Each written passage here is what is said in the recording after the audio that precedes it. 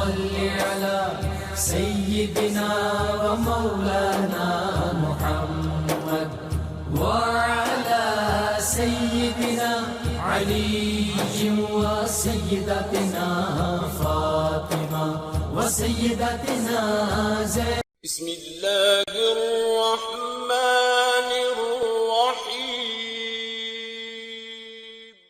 جب ماہ سیام رمضان المبارک جلوہ گر ہوتا ہے، جنت کے 8 دروازے کھول دیے جاتے ہیں، جہنم کے دروازے بند کر دیے جاتے ہیں اور شیاطین جکڑ دیے جاتے ہیں.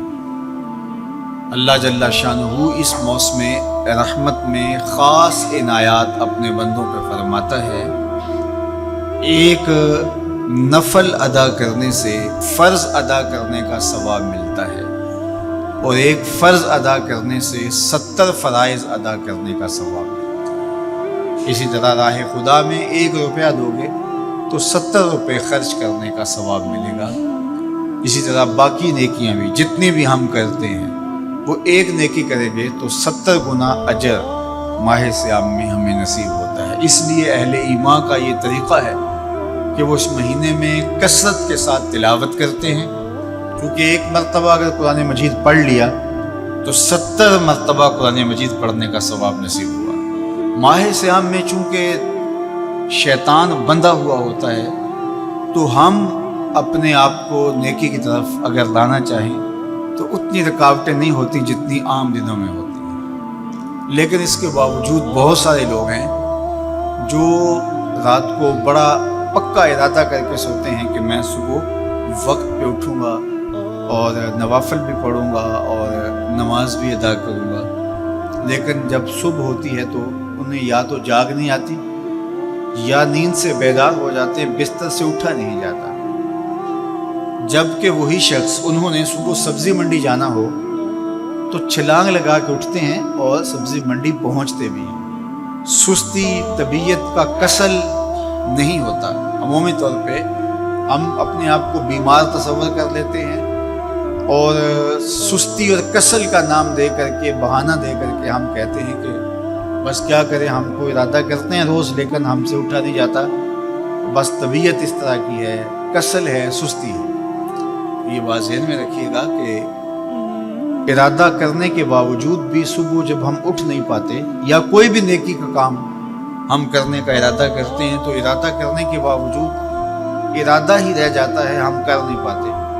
تو اس کا سبب یہ ہوتا ہے کہ بہت سارے ہم گناہ کر چکے ہیں اور ان گناہوں کی وجہ سے ہم نیکی کی توفیق نہیں پاتے.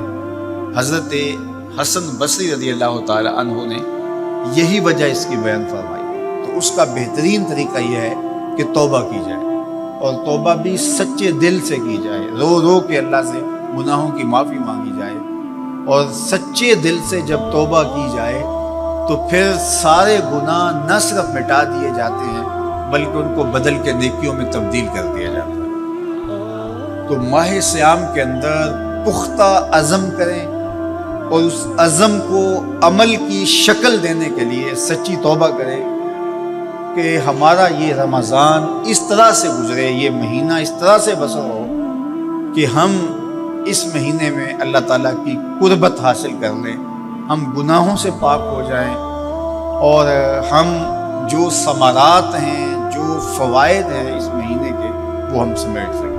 تو یہ وہ مہینہ ہے جس کے انتظار میں میرے اور آپ کے آقا و مولا اپنی آنکھیں لگائے ہوتے تھے اور دن گن گن کے وقت گزارتے تھے کہ ماہ سیام آ رہا ہے. تو اس مہینے کا عزت کے ساتھ، تکریم کے ساتھ، اعزاز کے ساتھ استقبال کرو اور اس کو پلکوں پہ بٹھاؤ، اس کو دل پہ بٹھاؤ. اس مہینے کی تکریم یہ ہے کہ اس میں ہر برا کام چھوڑ دیا جائے.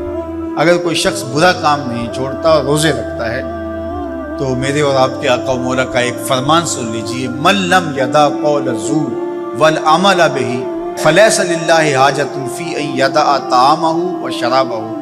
فرمایا کہ جو جھوٹ اور برے کام نہیں چھوڑتا اس کے بھوکا اور پیاسا رہنے کی اللہ کو کوئی ضرورت نہیں ہے. تو روزہ خوراک بچاؤ مہم نہیں ہے جو چلائی جاتی ہے، بلکہ یہ تزکیہ نفس کا موسم ہے، باطن کی صفائی کا موسم ہے، اور باطن کی صفائی نہیں ہوتی جب تک ہم کوشش کریں۔ آپ کے بدن پہ بہت ساری میل چڑھی ہوئی ہے اور جمی ہوئی ہے بدن کے ایک ایک عضو پہ میل، تو آپ پانی میں چھلانگ لگا کے باہر بھی آ جاتے ہیں تو میل نہیں اترتی، چلو کچھ نہ کچھ فرق تو ضرور پڑ جاتا ہے، لیکن میل نہیں اترے گی۔ میل کب اترے گی؟ جب آپ اپنے بدن کو مل مل کے اس کے اوپر صابن لگا کر کے اچھی طرح سے اس کو جب اتاریں گے محنت کوشش سے، تو پھر آپ کا بدن مہک جائے گا، ہلکا پھلکا ہو جائے گا، میل اتر جائے گی۔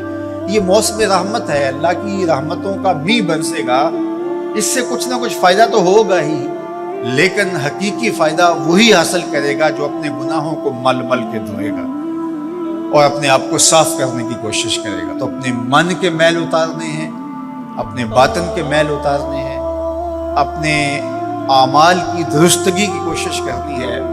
صلاۃ التراویح مسجد میں نہیں آ سکتے تو گھروں میں پڑھ لیجئے، جس طرح بڑی عمر والے لوگوں کو، بیمار لوگوں کو کہا گیا کہ آپ گھروں میں پڑھ لیں، بچوں کو کہا گیا، لیکن چھوڑیے گا نا، یہ رمضان المبارک کا خاص عمل ہے۔ آج کل دین بیزار طبقہ مختلف جگہوں پہ بیٹھ کے مسجد پر، مدرسے پر، تراویح پر، ان چیزوں پر تبصرہ کر رہا ہے اور اتنا ہلکا ثابت کرنا چاہ رہا ہے ان امور کو جس طرح یہ چیزیں ہوتی کچھ نہیں ہیں، جبکہ ماہ صیام کے قیام پر میرے اور آپ کے آقا مولا نے بشارت دیتے ہوئے فرمایا، من قام رمضان ایمانا و احتسابا غفر لہ ما تقدم من ذنبہ، جس نے رمضان المبارک کی راتوں میں قیام کیا ایمان اور محاسبہ نفس کے ساتھ، اللہ اس کے پچھلے سارے گناہ معاف فرما دیتا ہے۔ یہ بہت بڑی دولت ہے، تو اس دولت کو ضرور سمیٹیے گا، ضرور حاصل کیجیے گا، من کی ستھرائی، عفت اور پاکیزگی کا سامان کیجیے گا۔ اللہ آپ سب کو اپنی امان میں، اپنی حفاظتوں کے حصار میں رکھے۔ اللہم صل علی سیدنا و مولانا محمد